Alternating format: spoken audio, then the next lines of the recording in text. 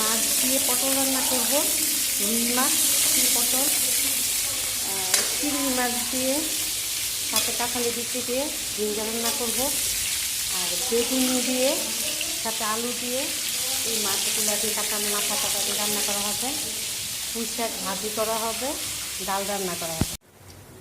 রুই মাছ দিয়ে পটল রান্না করছি, রুই মাছ দিয়ে পটল রান্না করতেছি। আর এটা বেগুন আলু ঝিঙ্গার সাথে দিয়ে এই যে মাছের এগুলো দিয়ে রান্না করব। কষা একটু ঝুল দিব। আর এটা হচ্ছে চিংড়ি মাছ দিয়েছি, চিংড়ি রুই মাছ দিয়ে পটল, বেগুন দিয়ে আলু দিয়ে মাছের মাথা টাথা দিয়ে এটা, চিংড়ি মাছ দিয়ে ঝিঙ্গা, এটা সবসময় আজকে আমি রান্না করলাম।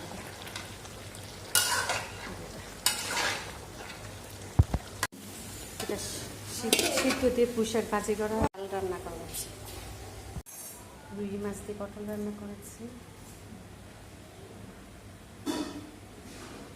ঝিঙ্গা রান্না করেছি চিংড়ি মাছ দিয়ে, পটল ঝিঙ্গা ছোটো আলু দিয়ে মাছ দিয়ে রুই মাছের সব কাটা দিয়ে রান্না করেছি।